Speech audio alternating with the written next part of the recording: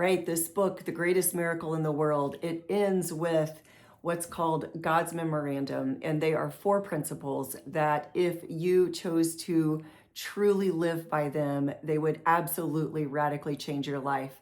Here's the thing, most of us are familiar with them, but what happens is that we don't truly live them. They are not really a part of who we are. You may just know them. So let's run through them, talk about each one, and I'm going to challenge you on how you can really truly implement them in your life. First of all, count your blessings. It's simple, right? We're all familiar with it. But here's the thing. So many times life is coming at us and you've got good and the bad, but when things go wrong, we tend to think about what we don't have or what isn't working. And instead of all of the wonderful, great blessings that we have in our life, our focus will default to the negative. And this is where counting your blessings and keeping that at the top of your head, when you do that day in and day out, and not just with morning or evening prayers, but it truly becomes a part of who you are, and it's the state that you live in, it raises your state and it raises your energy and it will help you achieve that next level you. And I think when we have goals and you are striving for something, it's like your goal is always out there, right? Because high achievers, we tend to just keep moving that goalpost.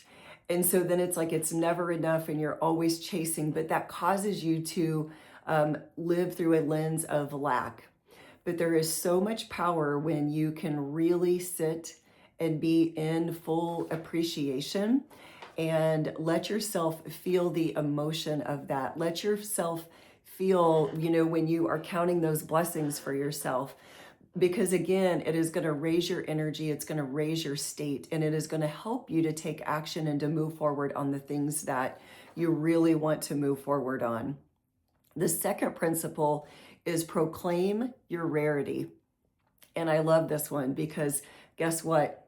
There is one of you, and that is it. And I think so many times we forget that because we get caught in this world of, comparison, or, again, your goal is out there and I'm not ready yet, or I'm not good enough. I haven't done enough yet. And so it's like we sit in a space where, we've got our eye on the goal, but our belief isn't there yet.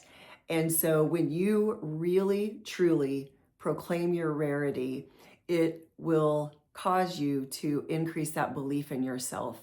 And I always say you will never outperform the belief that you have in yourself. And so you've got to raise that belief, and you've got to do that by focusing and looking at the things, the gifts, the blessings that you have in your life and what makes you uniquely you, and get comfortable with that and be willing to, face that fear maybe of stepping out or stepping into that next level you, but challenging you to really, truly proclaim your rarity instead of shrinking and just trying to fit in. The third one, go another mile. And you hear that, go another mile.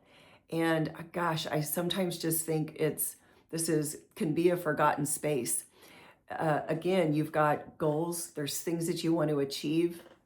And I think so many times people are not willing to do what it takes to get them there, or they may be doing just enough, but they're not willing to do the extra. They're not willing to get uncomfortable.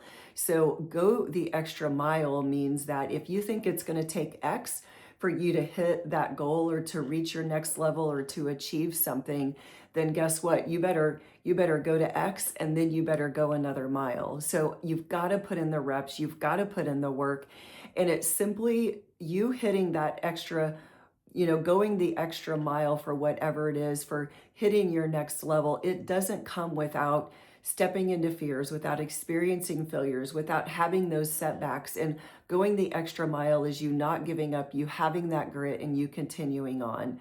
So that is the third one, go the extra mile.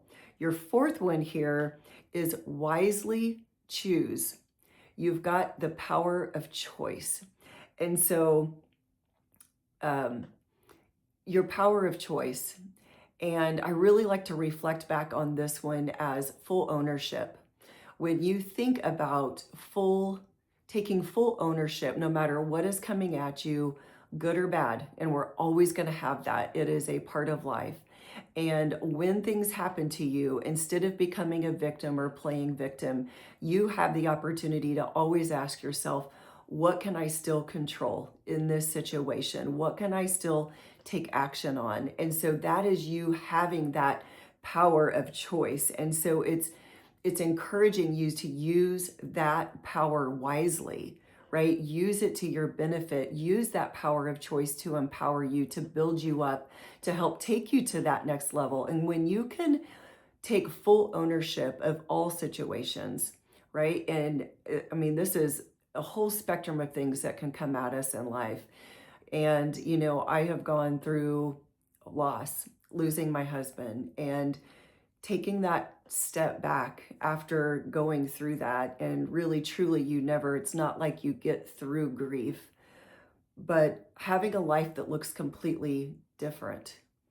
And, asking myself, choosing, using that power of choice in the wisest way that I can. It's, instead of becoming a victim and feeling sorry for myself, it is, what kind of life do I want to have now? Who do I choose to become? What do I want to do with this? How can I, use this for the good?